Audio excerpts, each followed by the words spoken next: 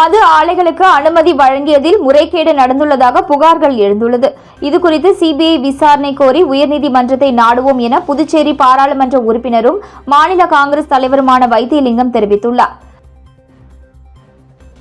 புதுச்சேரி மாநில காங்கிரஸ் தலைவர் வைத்தியலிங்கம் செய்தியாளர்களை சந்தித்தார். அப்பொழுது புதுச்சேரி அரசு தீபாவளிக்கு இலவச அரிசியை ரேஷன் கடை மூலம் வழங்கியது. ஆனால் அதன் பின்னர் ரேஷன் கடைகளை திறக்கவில்லை, இலவச அரிசியும் வழங்கவில்லை, ரேஷன் கடை ஊழியர்களுக்கு சம்பளமும் தரவில்லை. உணவு பாதுகாப்பு சட்டப்படி 20 கிலோ அரிசி ஏழை மக்களுக்கு தர வேண்டும், இதையும் அரசு தரவில்லை. புயலால் பாதிக்கப்பட்ட புதுச்சேரி மக்களுக்கு 5000 ரூபாய் நிவாரணம் வழங்கப்பட்டது. ஆனால் விவசாயிகள், முழுமையாக வீடு இழந்தவர்களுக்கு இதுவரை நிவாரணம் தரவில்லை. மத்திய அரசு புயல் சேதத்தை பார்வையிட்டதோடு சரி, அவர்களும் நிவாரணம் தரவில்லை என்றும் மத்திய அரசை நாடி நிவாரணம் பெற அரசு தவறிவிட்டது என குற்றம் சாட்டினார். மேலும் மது ஆலைகளுக்கு அனுமதி வழங்கியதில் முறைகேடு நடந்துள்ளதாக புகார்கள் எழுந்துள்ளது. இதுகுறித்து சிபிஐ விசாரணை கோரி உயர்நீதிமன்றத்தை நாடுவோம் என்றும், புதியதாக மது ஆலைகள் தேவையில்லை என்றும், புதுச்சேரி தொழில்நுட்ப பல்கலைக்கழக மாணவி பாதிக்கப்பட்ட விவகாரத்தில் கைது நடவடிக்கை சரியாக இல்லை, இதில் ஆளும் கட்சியினர் தலையீடு உள்ளது, போலீசார் தாமாக செயல்படுகின்றனர், மாணவியிடம் அத்துமீறல் குறித்து முழு விசாரணை நடத்தி உரியவர்களை கைது செய்ய வேண்டும், இல்லை என்றால் இந்த கோரிக்கையை வலியுறுத்தி காங்கிரஸ் போராட்டம் நடத்தும் என்றும் தெரிவித்தார். இந்தியா இங்கிலாந்து மோதும் கிரிக்கெட் போட்டியை பார்க்க ஆன்லைனில் போலி டிக்கெட்டுகளை வாங்கி ஏமாந்த இளைஞர்கள் அளித்த புகாரின் பேரில் சைபர் கிரைம் போலீசார் விசாரணை நடத்தி வருகின்றனர். இந்தியா வருகை தரும் இங்கிலாந்து அணியினர் வருகின்ற 22ஆம் தேதி முதல் பிப்ரவரி 12ஆம் தேதி வரை 3 நாள் கிரிக்கெட் போட்டி 5 T20 போட்டிகள் கொண்ட தொடரில் விளையாடுகின்றனர். T20 தொடரின் 2வது போட்டி சென்னை சேப்பாக்கம் மைதானத்தில் வருகின்ற 25ஆம் தேதி நடக்கிறது.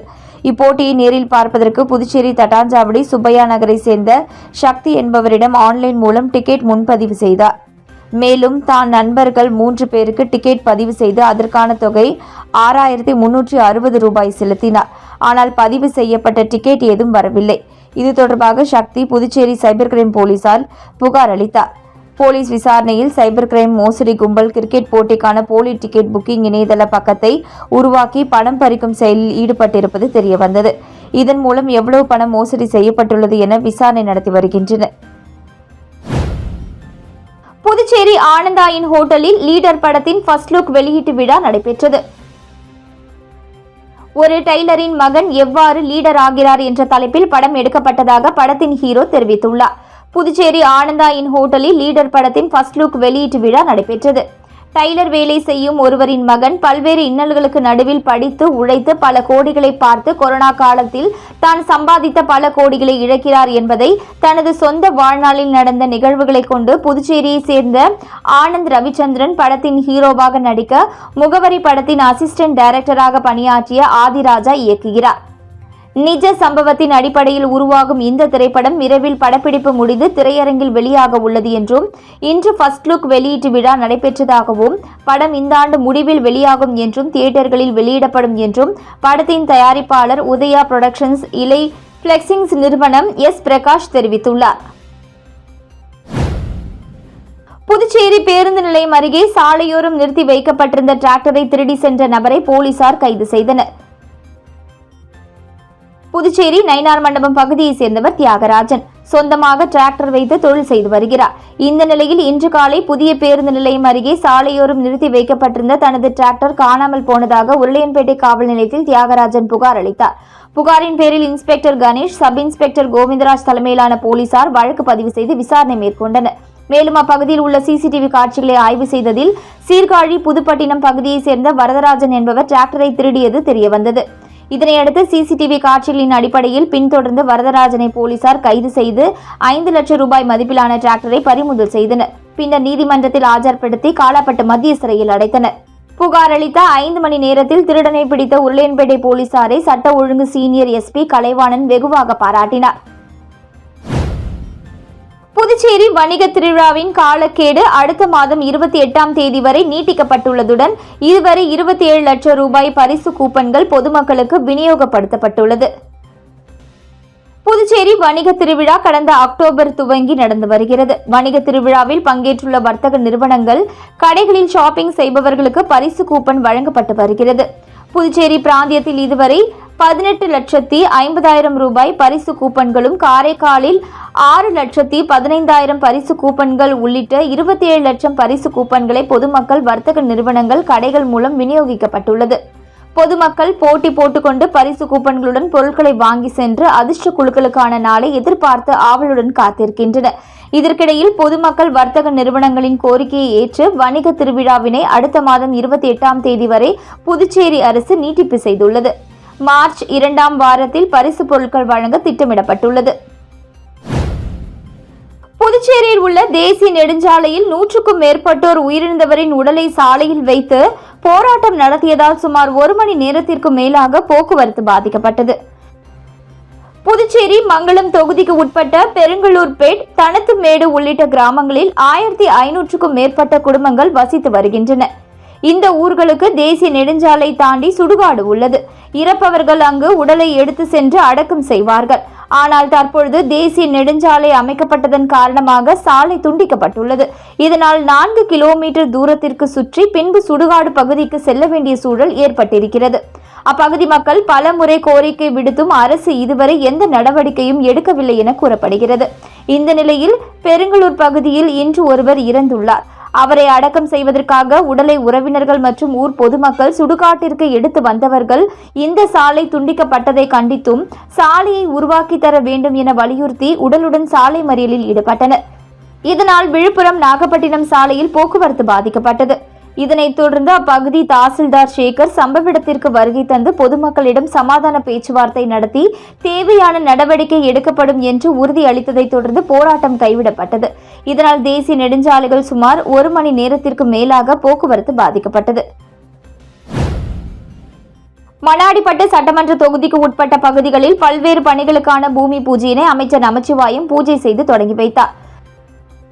புதுச்சேரி நியமன சட்டமன்ற உறுப்பினர் தொகுதி மேம்பாட்டு நிதியின் கீழ் 21,70,000 ரூபாய் செலவில் மேற்கொள்ளப்படும் லிங்காரெட்டிப்பாளையம் கிராமத்தில் உள்ள தெற்கு தெரு கழிவுநீர் வாய்க்கால் மற்றும் சாலைகளை மேம்படுத்துதல் பணிக்கான பூமி பூஜையும், குப்பம் கிராமத்தில் உள்ள விடுபட்ட குறுக்கு தெருக்களுக்கு கழிவுநீர் வாய்க்கால் மற்றும் சாலைகள் அமைத்தல் பணிக்கான பூமி பூஜை 7,80,000 ரூபாய் செலவிலும், கைகாலப்பட்டு கிராமத்தில் உள்ள புதுநகருக்கு சாலை அமைத்தல் மற்றும் கருமாதி கொட்டகை கூடுதல் பணிக்கான பூமி பூஜை 13,50,000 ரூபாய் செலவிலும், சுத்துக்கேணி கிராமத்தில் உள்ள மேட்டுத்தெருவில் சாலையை மேம்படுத்துதல் மற்றும் கழிவுநீர் வாய்க்கால் அமைத்தல் பணிக்கான பூமி பூஜை 24,50,000 ரூபாய் மதிப்பீட்டிலும் நடைபெற்றது. இந்நிகழ்ச்சியில் உள்துறை அமைச்சர் நமச்சிவாயம் கலந்து கொண்டு விழாவிற்கு தலைமை தாங்கி பல்வேறு பணிக்கான பூமி பூஜையினை தொடங்கி வைத்தார். இந்நிகழ்ச்சியில் முன்னாள் சட்டமன்ற உறுப்பினர் அருள்முருகன், மண்ணாடிப்பட்டு கொம்யூனியன் பஞ்சாயத்து ஆணையர் எழில்ராஜன், உதவி பொறியாளர் மல்லிகார்ஜுனன், இளநிலை பொறியாளர் ஆனந்தன் மற்றும் ஊர் பிரமுகர்கள், பொதுமக்கள் உட்பட பாஜக பிரமுகர்கள் ஏராளமானோர் கலந்து கொண்டனர்.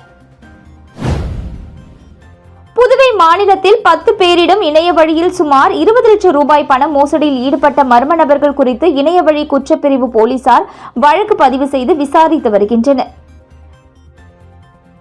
புதுச்சேரி வில்லியனூர் பகுதியைச் சேர்ந்தவர் கோமதிவள்ளி. இவரை இணைய வழியில் மர்ம நபர் தொடர்பு கொண்டுள்ளார். அப்பொழுது பங்கு சந்தையில் முதலீடு செய்து அதிக லாபத்துடன் பணம் சம்பாதிக்கலாம் என கூறியுள்ளார். அதை நம்பிய கோமதிவள்ளி அந்த நபர் அனுப்பிய செயலி மூலம் பல தவணைகளில் 12 லட்சத்தை முதலீடு செய்து ஏமாந்தார்.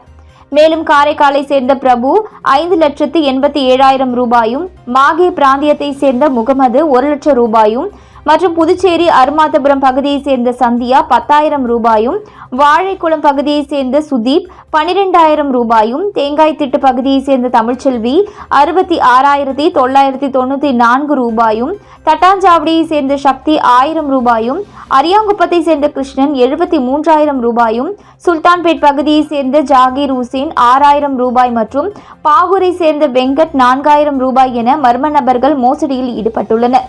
புதுவை மாநில அளவில் 10 பேரும் மொத்தமாக 19,99,000 மோசடி கும்பலிடம் இருந்துள்ளனர். இவர்கள் அளித்த புகாரின் பேரில் புதுச்சேரி இணையவழி குற்றப்பிரிவு வழக்கு பதிவு செய்து விசாரணை நடத்தி வருகின்றனர். சென்டாக் மருத்துவ சீட்டுகளில் முறைகேடாக மாணவர்கள் சேர்க்கப்பட்ட வழக்கில் தேசிய மருத்துவ கவுன்சிலுக்கு 50,000 ரூபாய் அபராதம் விதித்து ஹைகோர்ட் உத்தரவிட்டுள்ளது. புதுச்சேரி அரசு மற்றும் தனியார் மருத்துவக் கல்லூரிகளில் உள்ள MBBS காலியிடங்கள் சென்டாக் மூலம் நிரப்பப்பட்டு வருகிறது. கடந்த 2017-18 ஆண்டு சென்டாக் மூலம் MBBS படிப்பிற்கு மாணவர் சேர்க்கை நடந்த பொழுது ஒரு சீட்டுக்கு 10 மாணவர்கள் என்ற அடிப்படையில் மாணவர்களின் பெயர் பட்டியலை தனியார் மருத்துவக் கல்லூரிக்கு பரிந்துரையாக அனுப்பியது. அந்த பட்டியலில் உள்ள மாணவர்களை மட்டுமே சேர்த்துக் கொள்ள வேண்டும் என அறிவுறுத்தியது. ஆனால் தனியார் மருத்துவக் கல்லூரி நிர்வாகம் சென்டாக் நிர்வாகம் அனுப்பிய 1க்கு 10 என்ற பட்டியலில் இல்லாத மாணவர்களை அதிக பணம் வாங்கிக் கொண்டு முறைகேடாக சேர்த்தனர். இதுகுறித்து புதுச்சேரி சென்டாக் மாணவர் பெற்றோர் நல சங்கத்தின் சார்பாக தேசிய மருத்துவ கவுன்சிலில் புகார் அளிக்கப்பட்டது. தொடர்ந்து சென்னை உயர்நீதிமன்றத்தில் முறைகேடாக சேர்ந்த மாணவர்களை நீக்கி அந்த காலி இடங்களில் புதுச்சேரி மாநில மாணவர்களுக்கு வழங்க வேண்டும் என்றும் வழக்கு தொடரப்பட்டது. இந்த வழக்கு சென்னை உயர்நீதிமன்றத்தில் நடந்து வருகிறது. இவ்வழக்கில் நடவடிக்கை எடுக்க வேண்டிய தேசிய மருத்துவ கவுன்சில் நிர்வாகம் நடவடிக்கை எடுக்காமல் பலமுறை நீதிமன்றத்தில் அவகாசம் கேட்டு காலம் தாழ்த்தி வந்தது. இதனை ஏற்க மறுத்த தலைமை நீதிபதி ஸ்ரீராம், நீதிபதி செந்தில் குமரன் ராமமூர்த்தி ஆகியோர் தேசிய மருத்துவ கவுன்சில் நிர்வாகத்திற்கு 50,000 ரூபாய் அதிரடியாக அபராதம் விதித்தனர். இத்தொகையை தமிழ்நாடு சட்டப்பணிகள் ஆணைய வங்கி கணக்கில் செலுத்தவும் உத்தரவிட்டனர். வில்லியனூர் ரயில் நிலையத்தில் இருந்து நாள்தோறும் ஆயிரக்கணக்கான மக்கள் பயணம் மேற்கொள்ளும் நிலையில் டிக்கெட் முன்பதிவு செய்யும் மையம் அமைக்க வேண்டும் என கோரிக்கை குரல் எழுந்துள்ளது. வில்லியனூர் நகரம் புதுச்சேரியின் மும்மத ஆன்மீக தலமாகும். இங்கு பிரசித்தி பெற்ற திருக்காமேஸ்வரர் கோவிலும், அருகே திருக்காஞ்சியில் இந்துக்களின் புனித தலமாக காசியை போன்ற கங்கை வராக நதீஸ்வரர் கோவிலும், புகழ்பெற்ற வில்லியனூர் மாதா கோவிலும், பிரபலமான சுல்தான்பேட்டை தர்காவும் அமைந்துள்ளது. பல சித்தர் தலங்களும் வில்லியனூரை சுற்றி அமைந்துள்ளன. பல கல்லூரிகள், தொழிற்சாலைகள் என வில்லியனூர் ஒரு முழுமை பெற்ற நகரமாக காணப்படுகிறது. வில்லியனூர் ரயில் நிலையத்தில் ஒவ்வொரு நாளும் ஆயிரக்கணக்கான மக்கள் இங்கிருந்து பயணம் மேற்கொள்கின்றனர். குறிப்பாக அதிகாலை சென்னை எக்ஸ்பிரஸ் ரயிலில் மற்றும் வில்லியனூரில் 500க்கும் மேற்பட்டோர் தினமும் பயணிக்கின்றனர். இப்படி சிறப்பான வளர்ச்சியின் நகரமாக வில்லியனூர் ரயில் நிலையத்தில் டிக்கெட் முன்பதிவு வசதி இல்லாதது நமது பொதுமக்களுக்கு மிகுந்த சிரமத்தை உண்டாக்குகிறது. இது பற்றி பலர் கோரிக்கை விடுத்தும் இன்னமும் இவ்வசதி செய்து தரப்படவில்லை. இன்டர்நெட் வசதியோடு ஒரு கம்ப்யூட்டர் வைக்க தென்னக ரயில்வேக்கு எவ்வளவு நாட்கள் தான் தேவை என பொதுமக்கள் கேள்வி எழுப்புகின்றனர். புதுச்சேரி லாஸ்பேட்டை அசோக் நகர் அருள்மிகு செல்வ சித்தி விநாயகர் ஆலயத்தில் எழுந்தருளி உள்ள சைவ குருமார்களாகிய திருஞான சம்பந்தர், திருநாவுக்கரசர், சுந்தரர், மாணிக்க வாசகர் ஆகிய 4வருக்கு கும்பாபிஷேக விழாவில் முன்னாள் சபாநாயகர் சிவக்கொழுந்து கலந்து கொண்டு சுவாமியை வழிபட்டார். புதுச்சேரி லாஸ்பேட்டை அசோக் நகர் அருள்மிகு செல்வ சித்தி விநாயகர் ஆலயத்தில் எழுந்தருளி உள்ள சைவ குருமார்களாகிய திருஞான சம்பந்தர், திருநாவுக்கரசர், சுந்தரர், மாணிக்க வாசகர் ஆகிய 4வருக்கும் கும்பாபிஷேகம் வெகு விமர்சையாக நடைபெற்றது. இந்த கும்பாபிஷேகத்தில் 4வருக்கும் சிறப்பு அபிஷேக ஆராதனைகள் நடைபெற்றது. தொடர்ந்து விழாவில் சிறப்பு விருந்தினர்களாக முன்னாள் சபாநாயகர் சிவக்கொழுந்து, சப்தகிரி அறக்கட்டளை பொறுப்பாளர் VPS ரமேஷ்குமார், பாராளுமன்ற உறுப்பினர் செல்வ கணபதி, முன்னாள் அமைச்சர் ஷாஜகான், முன்னாள் சட்டமன்ற உறுப்பினர் சாமிநாதன் உள்ளிட்ட முக்கிய பிரமுகர்கள் கலந்து கொண்டனர். தொடர்ந்து கும்பாபிஷேகத்தில் கலந்து கொண்ட பக்தர்களுக்கு முன்னாள் சபாநாயகர் சிவக்கொழுந்து அன்னதானம் வழங்கினார்.